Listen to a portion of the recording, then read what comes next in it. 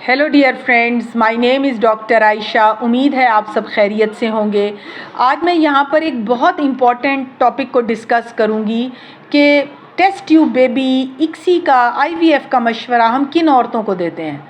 ابھی پچھلے دنوں میں ایک آن لائن اپوائنٹمنٹ تھی میری ایک پیشنٹ کے ساتھ، اور اس پیشنٹ نے مجھے یہ کہا کہ ڈاکٹر صاحبہ ہم جس ڈاکٹر سے ہم رابطہ کر رہے ہیں وہ ہمیں اکسی IVF کا مشورہ دے رہا ہے، اور وہ ہمیں نارمل میڈیسنز کی طرف یا انجیکشنز کی طرف نہیں لا رہا، بلکہ آپ ڈاکٹرز جو ہیں وہ ہمیں کیوں ٹیسٹ ٹیوب بیبی کا مشورہ دے رہے ہیں.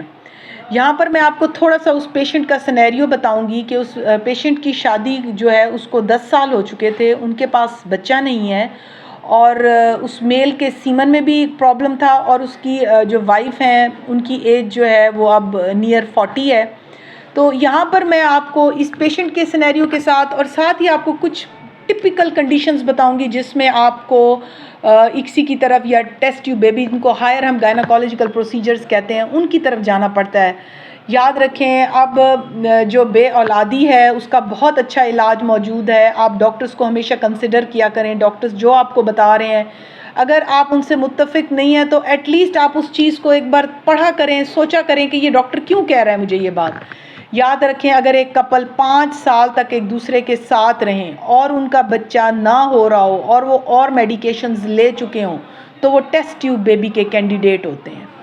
دوسری بڑی بات، 2 فیکٹرز ہیں بچہ نہ ہونے کے، میل فیمیل، یعنی کہ عورتوں میں مسئلہ آ رہا ہے، مردوں میں مسئلہ آ رہا ہے. یاد رکھیں ایج بہت امپورٹنٹ ہے. میں تمام بچیوں اور تمام لڑکوں کو جو یا میلز میرے سے رابطہ کر رہے ہوتے ہیں میں کہتی ہوں عمر بہت قیمتی چیز ہے، پرٹیکولرلی فیمیل کے لیے. اگر ایک عورت ہے اس کی عمر اس بچی کی 40 ایئرز کے قریب ہو رہی ہے، اس کے بعد نیچرلی اس کے ایگز کے ریزرو کم ہونے لگ جاتے ہیں.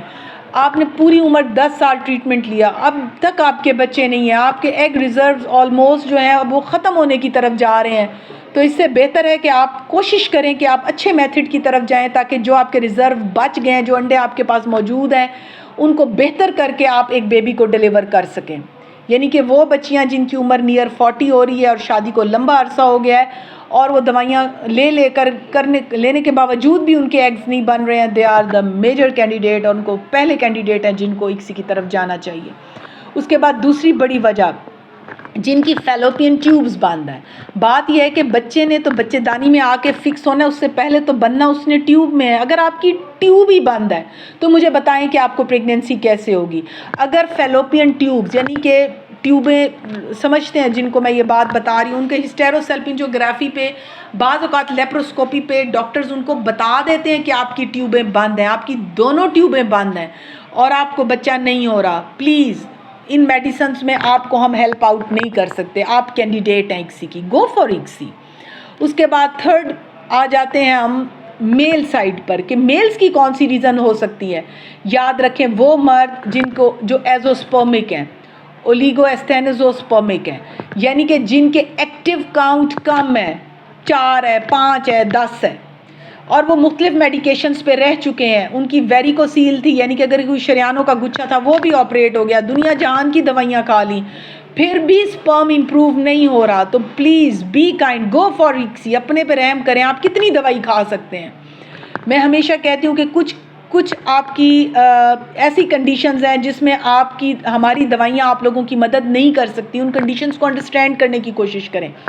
اگر آپ دوائی کھاتے جا رہے ہیں، ان میں نیچرلی ہارمونل دوائیاں بھی ہیں، ان میں ہم ہربل دوائیاں بھی دے رہے ہوتے ہیں، بہت سارے کیپسولز شامل ہیں، اس کے باوجود بھی اگر آپ کا سپرم نہیں امپروو ہو رہا، یعنی کہ ہمیں ایکٹیو 50% تک چاہیے اور وہ کسی طرح 50% کے نزدیک نہیں آ رہے، ابھی بھی 1 2 5 10 کے قریب ہیں، گو فار اکسی. کیونکہ جو آپ کے ریزرو سپرمز کے ایسا نہ ہو کہ آپ کا جو ہے سپرم یہ ہوتے ہوتے بالکل زیرو ہو جائے اور پھر ہمیں ٹیسٹیکولر بائیوپسی اور بڑے جو ہے ان ٹیسٹوں کی طرف جانا پڑے. آپ اس سے پہلے ہی اکسی کی طرف جائیں تاکہ جو ریزروز آپ کے موجود ہیں اسی سے فائدہ اٹھایا جا سکے. یاد رکھیں جو اکسی ہے اب اس میں پی جی ایس کی بھی آپشن موجود ہے، پری جینیٹک سیمپلنگ یا ٹیسٹنگ کہتے ہیں. اس میں آپ اپنی مرضی سے بیٹا یا بیٹی بھی چن سکتے ہیں اور پی جی ایس وایا اکسی کر رہے ہیں. پہلے تو پاکستان میں الاؤ نہیں تھا، اب الاؤ ہے. اب پی جی ایس وایا اکسی آپ کرائیں اور آپ جو ہے یہ بھی ایک طریقہ علاج ہے. میں یہ نہیں کہہ رہی کہ آپ یہاں جائیں گے جی آپ کو جاتے ہی بچہ ہو جائے گا، نو، یہ بھی ایک ٹریٹمنٹ ہے. جس طرح میڈیسن سے کر رہے ہیں جو اکسی ہے اس میں انجیکشنز لگا کے آپ کے ایگز کو میچور کیا جاتا ہے، پھر میل کے سپرمز کو لے کے انہیں تیز کر کے ان کو بنا کے ایمبریو باہر بنا کے پھر اس کو شفٹ کر دیا جاتا ہے، ٹرانسفر کر دیا جاتا ہے آپ کے یوٹرس میں. اب آپ کی قسمت ہے وہ چلے یا نہ چلے. یہ بھی ایک پروسیجر ہے، یہ کوئی سالوں یا مہینوں پر محیط نہیں ہے، یہ صرف مہینہ سوا مہینے کا پروسیجر ہے. اور اب ہر بڑے شہر میں اکسی سینٹرز، آئی وی ایف سینٹرز موجود ہیں.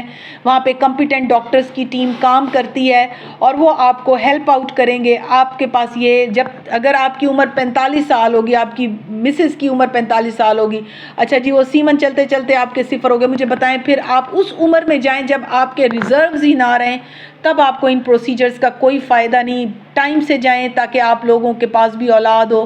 اور اگر آپ کو ڈاکٹرز بعض اوقات اکسی کے ڈاکٹرز بھی جواب دے دیتے ہیں جی کہ یہ جو اکسی آپ کا کامیاب نہیں ہو سکتا کیونکہ ریزروز نہیں رہے، تو پھر نیچرلی ایک پھر بہت پینفل سٹوری ہے. So dear ladies and gents جو مجھ سے سن رہے ہیں، اگر آپ مجھ سے اکسی کے بارے میں، آئی وی ایف کے بارے میں کوئی بھی انفارمیشن لینا چاہیں تو میرا کمنٹ سیکشن اوپن ہے، آپ مجھ سے پوچھ سکتے ہیں.